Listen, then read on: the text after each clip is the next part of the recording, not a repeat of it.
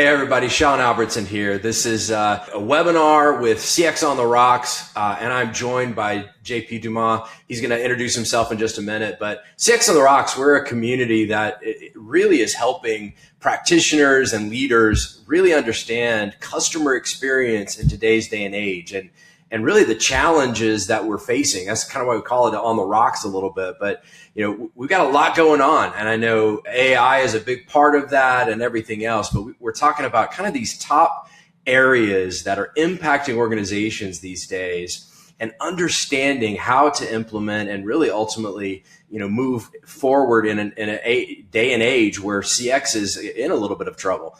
From that perspective. But Sean Albertson, I've been doing CX for, you know, over 25 years, getting closer to 30 than I like to admit. But last 3 as a professional speaker and a consultant, and it is a crazy time for all of us. But I'm happy to be joined by J.P. Dumas. J.P., tell us a little about yourself. Yeah, J.P. Dumas. I am the principal at CX and Growth Strategies. So as you can guess by the name, you know what I'm focused on. Similar to Sean, I've been in the industry more than 20 years. I'll keep it at that and I'll keep you guessing. But the fun part is that the industry continues to change and evolve. But the one thing that's consistent is the focus on the customer experience. Yeah, absolutely. You know, I've been talking a lot, you know, to folks about, you know, CX and what's going on. And I like to define CX. You know, first off, those 2 letters are the most misunderstood out there because CX for a lot of people is a different definition altogether. But I think there's kind of a noun definition of CX and a verb version. The noun being like a survey, a metric, a role, a department. That's the stuff that's kind of in trouble. But the verb CX, the customer's actual experience, is more important than ever. I mean, it is the crux of where companies now compete is on that experience. And so it's extremely important in that front as well. And that's what we're going to talk about. We're going to really talk about, you know, doing that impact, and happy to be partnering on this, not just with JP, but with Hallmark Business Connections. And we're going to talk a little bit more about them, but talking about really bridging that gap, because JP, I've done 3 events now over the last 6 weeks, chairing and moderating and speaking at. And I'll tell you what, it's like old McDonald's farm, except it's AI, AIO. I mean, like everything is AI and agentic AI and everything else. And I was sitting there in the last event realizing it's like, I haven't heard the word customer in a while. And it's, you know, it's a CX conference and it's so much about AI. I mean, is that kind of what you're seeing too? Yeah. You know, I would love to say it's unique. And I would love to say we were at the same conference, but unfortunately we were not and have not been at the same ones. But this is what we're seeing. It is the customer seems to be incidental to the overall experience because of the race to implement technology. And so my lament is we're almost forgetting why we're building these point solutions and who they're meant to help. And so I think your experience is something that we're going to get into a little bit more and remind everyone that at the end of the day, we're really going to be focused on amplifying that customer experience, and whatever tools and technologies get us there, we're going to be better for it. Yeah. And I know you and I talk a lot. And so you were talking just the other day about growth, right? And obviously that's we are focused, growth and loyalty and the financial impact. But I think you were telling me, you know, that these days so much focus of AI is about cost reduction. Yes. And missing the other side, right? Yeah, absolutely. I think there are 2 trains of thoughts on this, right? You're hearing so much about and pressure from boards and investors and all these things about how do we wring the cost out of the business? And so thinking about AI from that perspective to say, how do we bring down costs? You know, talking to individuals to say, I can reduce my average handle time 10%. I can reduce my employee headcount 20%, whatever it is. But the fundamental question is, so what are you going to replace it with from a growth perspective? How are we going to use AI to grow the business 20, 30, 50%, you know, 5, 10x? And so I think the companies who think about how to leverage it as a growth engine are going to be ahead of the curve and the tip of the spear as we move forward. Yeah, because I mean, AI, if you put everything into that cost reduction and it will solve speed and scale. Let's just admit it's solving for that, and it's going to get better and so forth. That, that old saying goes, it's like, AI is the worst it's ever going to be right now. So it's all getting better, and so many people are investing in it. But what ends up kind of scarce in the modern organization that maybe is over pivoting to AI is that gap of emotion and human connection. I mean, our consumers, our customers are still humans. They still make emotional decisions. And AI doesn't really address that, in the current state, and nor really, I think, should it ever fully address it. But it's about creating those connections with customers, because again, if you go back to the verb of CX and the experience needing to be the key of how we compete, you got to understand that competition is about the customer's emotion. It's about their feelings and so forth. And that's kind of why this conversation is so exciting to me right now. Yeah, absolutely. At the end of the day, people sell to people. I don't care if you're B2C, B2B, you're dealing with human beings, and human beings, respond to emotions. And those are the things that kind of differentiate. Because at the end of the day, when you get into businesses where things become commoditized in the customer's eyes, that one-to-one interaction, that connection, that's going to be the tipping point. And so it goes back to my point earlier around the companies who think differently about their human capital in deploying AI in those spaces are going to be the ones who are going to differentiate themselves. And so, I may be the heretic. I may get run out of town on a rail, but, 20 plus years of experience has reinforced the notion that people matter. Oh, absolutely. I couldn't agree with you more. And that's why I think when you're thinking about it, it's like when you think about the emotion, when you think about the experience you're trying to create, going back to old school, like cards, right? Again, partnering with Hallmark here on this, but, the gold crown and getting a card for, at Christmas or your birthday. I mean, that's still special. That's still something. In fact, I think in many ways, when you think about it, mail has actually dropped, almost at massive amounts, because, even the junk mail, because people just stopped sending it. They weren't seeing the value. And that actually opens the door to reinvest in some of that, to make that connection through the written word and through, as part of a greater, obviously, strategy on creating loyalty through connections, on creating loyalty through emotions. And that's pretty cool, because there was a case study that I was reading about with Hallmark Business Connections about really looking through how to make, again, that connection deeper. So it's a national pharmacy retailer, and one of their leaders named Emily from the marketing group really wanted to deepen loyalty. And her focus was the top 10% of program members, because that was the most valuable group of their organization. And they were looking at, how do we create that connection? Well, they actually launched personalized cards in their handwriting, with that gold crown seal, the real return address, that a little modest reward as a gift, and it was amazing what they got. They got like over $1 million of incremental sales. They got 100 thank you cards back from customers saying, wow, thanks for taking the time. And one customer actually was so moved, they reached out to Emily and said, hey, come speak at our conference. It's like, man, that's amazing, results from looking at that connection through cards in that strategy. Yeah, I mean, that's a perfect example of you're kind of capturing those moments that matter for the customers. I mean, let's be honest, we all like receiving gifts.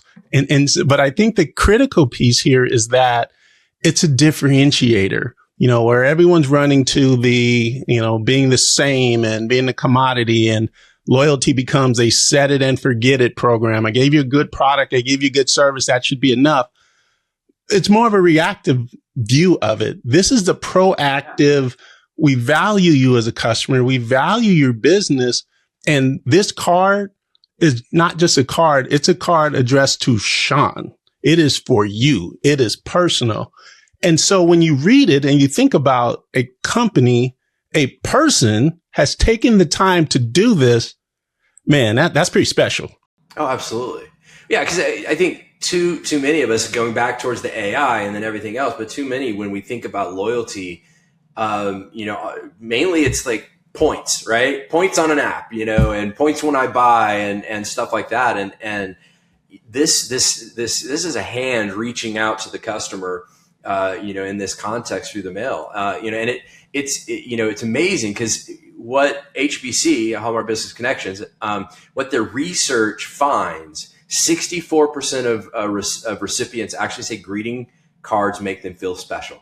Yes. I mean, think about it. The background is, if, going back to what I was saying earlier, if you're used to getting cards at birthday or Christmas and things like that, graduation and other events, you already kind of have that mindset of cards mean, that value. So now flip that a little bit and bring that impression to working with an organization. People say, well, we can just send stuff via email or text or whatever. Well, it doesn't work the same, because, if 64% love the greeting cards and feel special, only 15% say if they get an email, even if it's a personalized email, they feel special. Only 5% if they get a text message or something on the app, right? And so, it's not that the cards will replace digital, but it's part of, going really above that higher level, like you said, for those moments that matter, finding those moments. Yeah, I think there's a couple of things there that are important. Again, it's the physical card that you receive, or is that someone taking the time to do that? That becomes critical because that is personal to you. We've seen this in other industries as well. Leading pet food providers done this. We saw a shoe company was sending that. I mean, these are things that the data says that this is what matters to customers. But I think the other piece here is, we often conflate loyalties and discounts. We didn't give the customer anything. We didn't bribe the customer. What we did is we acknowledged what they've already done to lay the foundation and groundwork for the relationship we expect to have with them moving forward. So just taking that opportunity to pause and say, thank you for your business, and here's a gesture, that is going to be that proactive retention that keeps that relationship fresh, that keeps that relationship unique. Yeah, absolutely. Well, because and I've heard you quote this, right? You can tackle growth through two methods, right? It's go get new customers or do things to keep, right? What's the stat? The cheapest path to growth is the customer you already have. And depending on your view on how the architecture of revenue, probably 80% of your money is going to come through that customer you already have today. So not only acknowledging that customer today, but now it opens the door for the expansion of the wallet, because now that we've taken care of you and whatnot, and that relationship continues to grow, you may be more receptive to do other things as an organization. And as an organization, it's also important that I know that you are a valuable customer, and I continue to remind you that you're a valuable customer.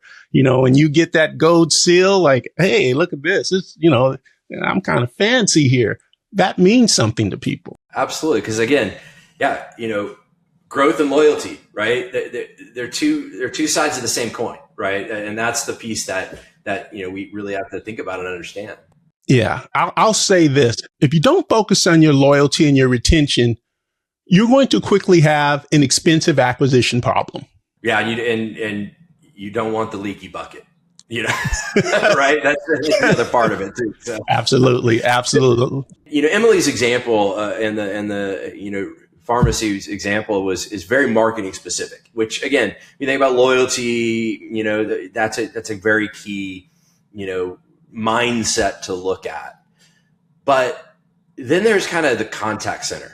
We already in our businesses, we're replacing people with AI and chatbots and agentic agents, and all of this stuff is happening, and we all know it, right? A lot of the companies, of course, that fired all their agents have now hiring a bunch back because it's not quite there yet. And I think there's a point at which, this goes hand in hand with this strategy that even in the context of creating relationships, having people on the phones, answering calls, talking to customers, being the voice of the company to the customer is still very important. I kind of look at it like we're going down this path, and I'm a big MCU fan, so we're going into this multiverse, right? And this multiverse, there's a couple of different ways we can go. We can basically replace all humans with bots, right? That's one way we can go. But there's this other path that says, let's do the easy stuff, let's peel off what we can, but let's actually invest in the contact center for not just value, moving from a cost center to a value center from a financial perspective, but moving to that value center in other ways. And I think that's what we've got to now start thinking of, because that becomes a way that we can engage and, again, differentiate ourselves through the contact center. Yeah, I mean, this is where I get into trouble again. Earlier when I said, humans still matter, I'm going to get in trouble here when I talk about contact centers, because in a lot of organizations, and I firmly believe where some companies get this wrong, is they focus on the contact center as a cost center. It is a revenue generating engine. It is a most proactive retention that you can have. Despite what you put on your marketing, your product, and this and that, the contact center often is where CX comes to life. It is where your loyalty lives or dies.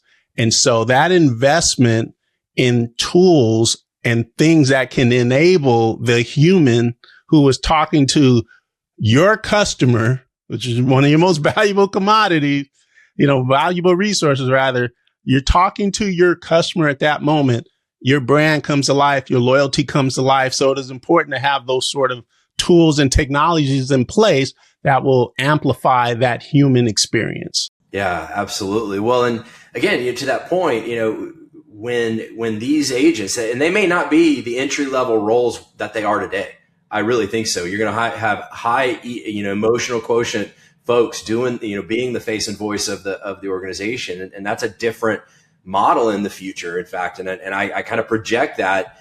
That won't be entry level anymore, the contact center. It'll actually be because of the value you can create. And in that context, you don't worry about handle time anymore. You're let's add value everywhere we can. And of course, there's value to the business, upsell, cross sell, whatever, but there's the value to the customer. And one of those examples, I got another example here. It was a Western utility. They had over 2 million customers, and they wanted a way for frontline agents to follow up after conversations they had, right? That, here they are talking to customers about events, all sorts of stuff comes out of that about what's going on at scale. And Care by Hallmark is a product that it lets agents send those cards after a call.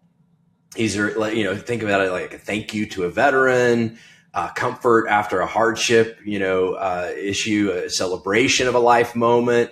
And again, same kind of proof cases. Customers react so positively. Call packs, social posts with the cards, public gratitude, and all sorts of recognition, and it gives that one of those big important parts of your organization, the people who are talking to the customers. It gives them something that they feel very proud about and really good about.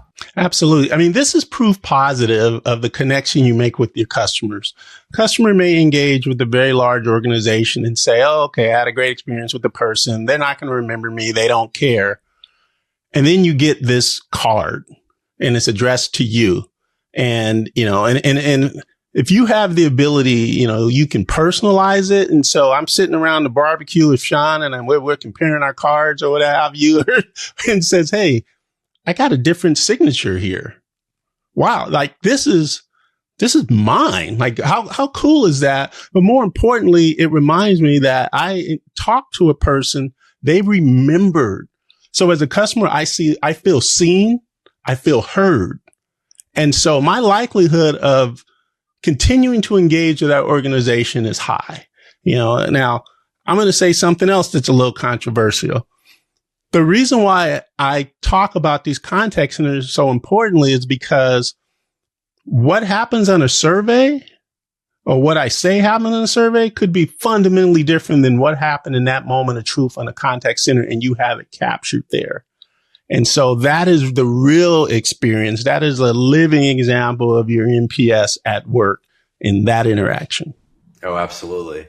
So when you think about that, how should a company, like we've got practitioners that'll be listening to this, how should they think about this, kind of engaging to this? Is it just try to do everything? I mean, what's the? No, I think there's a couple of schools of thoughts there. The first is when you try to do everything and you try to launch an enterprise initiative, those inevitably fall apart. We've all seen it. We've all been in the room. I've got a whole podcast about that, right? So we don't want to do that. But what you do want to do is be a little bit more disciplined and test and learn. Small group, see what works, and expand from there, because that's really going to give you the proof positive of being able to do something like that. We're going to start small with that particular group. Very, very important. Well, and that's a great point. I mean, you pick a handful of things, I always say, because I do a lot of this with client companies, go back to the journey maps. Go back to the journey maps. What are the moments of truth that need to be looked at? Because that should give you the priority, of where to go and what to adjust and what to look at, and use that as your model. And then pick, to your point, a handful, one even, and trial it out. Now, I know a lot of companies that I talk to, that they'll do that legitimately, where they're like, all right, we're going to literally manually fill out cards, but, and that's a micro pilot, right? Because you can't do much of that. Because I think, what argument do you see in a contact center when you're like, let's do cards, right? Well, we've got to be scalable, right? Because the minute you say, hey, the cards sound great, everyone's saying, oh, that's a beautiful idea. And it's a person in the back of the room, probably me, who says, how the heck are we going to do this? We've got centers all over the place, this and that. So having these sort of solutions, these sort of technology solutions, removes the friction. Well, we can still say we're going to focus on the moments that matter, but now we're going to have the technology solution that helps you get there, because otherwise it's going to feel like eating your vegetables. I know we should probably send cards, but we don't have a way to do it. Guess what? I'm going to take this off your plate. Guess what? Here's a way to do this. Simple, scalable. And guess what? It's been demonstrated to add value to the experience. So, see, I come with receipts. Absolutely. Cause you can't do that. You can't look at, like the example, 2 million customers and just start writing cards, right? But this is where our partner and our sponsor really comes in, because to your point, the Hallmark, products make this so much easier. So if you look at, for instance, the Connect, so Hallmark Connect, it is exactly what we're looking here. Because I've been kind of looking at it and I've been playing with it a little bit, but they built the answer to that objection. It's like, it was originally built for financial services and insurance, where it's, agents and advisors, and it's really about relationships, but it's grown. It's well beyond that now. And, there are branded card libraries, pre-written sentiments. You can connect your CRM to it. Based on anything you want to do, birthday, welcome, annual review and touch points. And it's all like quick clicks. And to be able to then to scale it like that, and then they take care of the logistics on the back end for you, right? It's amazing service to be able to do that and be able to even, leverage some of your own signatures as you develop the tool and things like that. It's really awesome.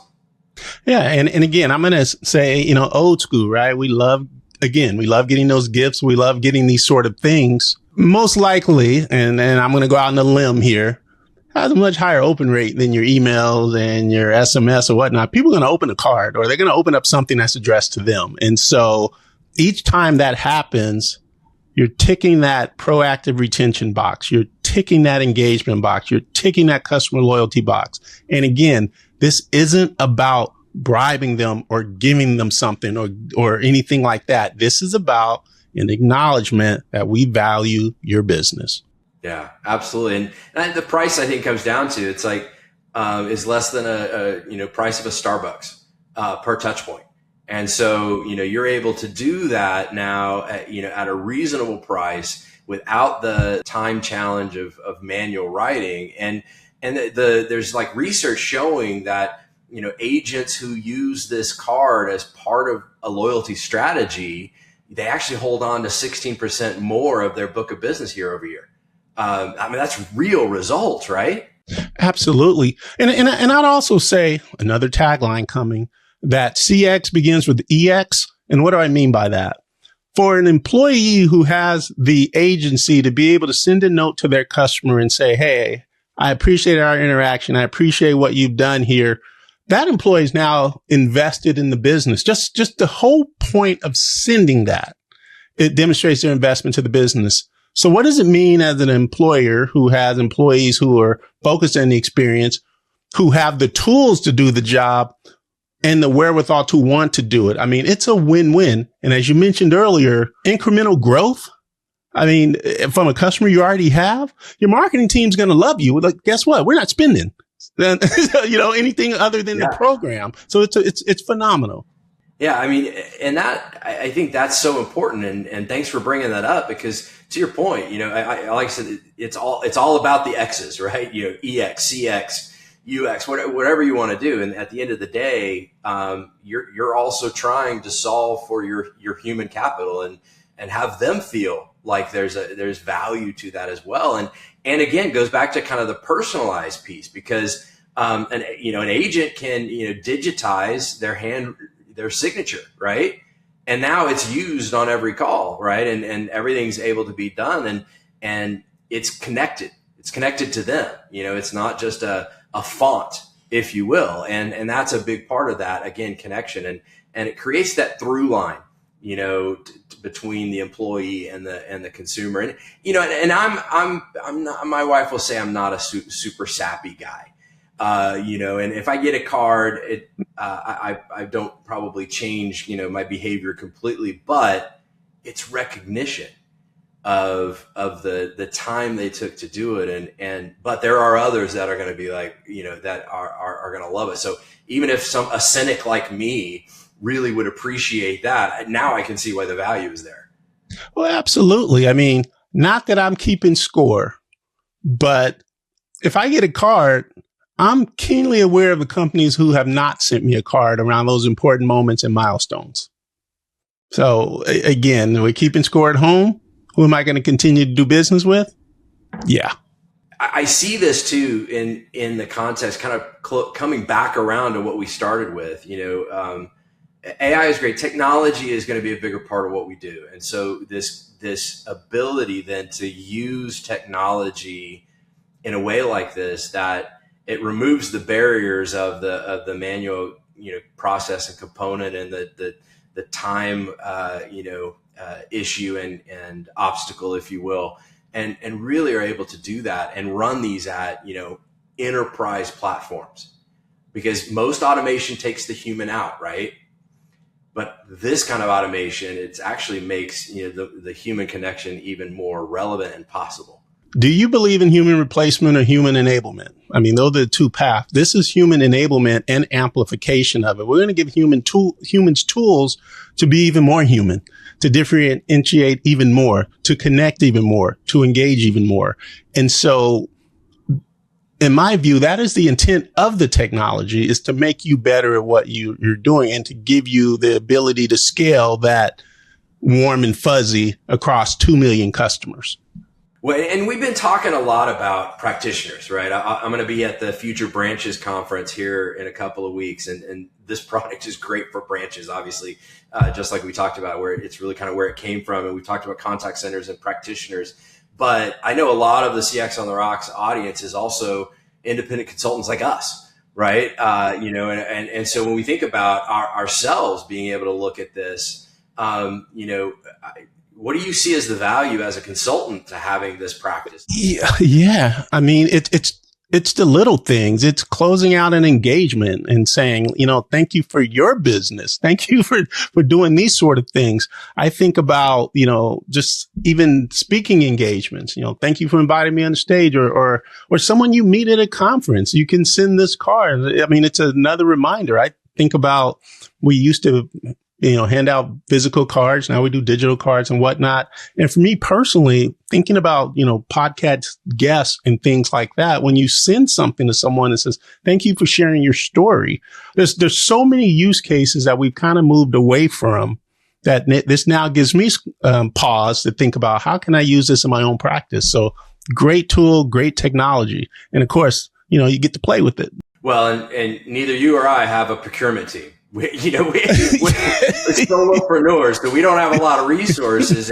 but it doesn't take that. We don't even really have I know, you don't even have to have a CRM in that role to do it. You basically need a list and of people and their addresses, and you're good to go. It's really an crazy easy product.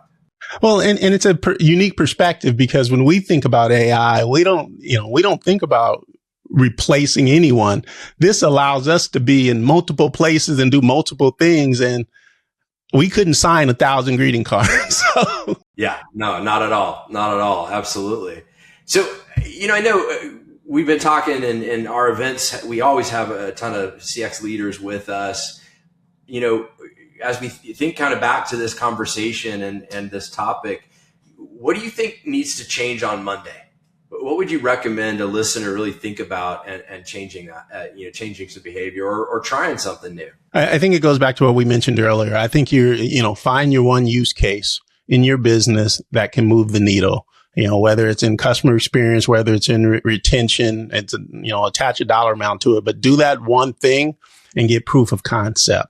Don't try to do 10,000 things. Don't try to, transform an organization with AI. Transform an immediate use case for you, and then you can become the best evangelist for your team, your organization, for your clients by being able to do that. That is proof of concept right there. Yeah, absolutely. And I think it's important too that, we are in a day and age where things are changing so fast, right? And I like to talk to, organizations that I work with and say, sometimes going back to the basics is the differentiator, right? And we've been talking a lot about it, but, and it's not just about cards and so forth, but it's about even conversations, focus groups, customer interviews. I mean, stuff that we used to do, but way back in the day that we got rid of when we went digital and started doing everything, via email. But this is just part of a bigger opportunity for organizations to just take a step back and think, what's the value I can get out of, the things that I've been doing, and what are the things I stopped doing because of scale that I could start doing again. And I mean, this is a great example that we've been talking about, but it's actually a mindset shift to reinvesting into the value with customers. Yeah, it goes back to the point made earlier. People sell to people. People are going to be invested in those sort of relationships. So to your point, whether it's going to be a greeting card that's going to remind them of our relationship, or something more simple such as that meeting is going to take place in person and I'll hand you something, that's a reminder, as opposed to through Zoom or some other different tools. Nothing around technology, but it's about using the technology in a way that's appropriate to that situation for that human at that moment in time. So if you sound like everyone else, you'll get everyone else's results, but you don't get irrational loyalty by doing rational things. So you got to do a few things out of the box. Oh, absolutely. Well, and it's funny because, as we're engaging in this discussion, companies are, some of them, are so wrapped up and struggling with, God, what's my AI strategy going to be? What am I going to do with all this technology? And they get overwhelmed. And it's like, you got to work on those, right? You got to strategically work on things. And I know you and I both help companies that do that, because it's all about the verb definition of CX. Create great experiences. And this is one of the ways to do it. Thank you very much for joining us today. I hope you got a lot out of the session. And we look forward to seeing you at CX on the Rocks. Visit us, cxontherocks.com, learn a little bit more about us. Be a part of our mailing list by signing up, and it'd be great to get that to you as well. So thank you so much for attending. And JP, man, always great talking to you. I love working with you in the collective, and thanks for being a part of this with me. Thanks, everyone. All right. We'll see you soon.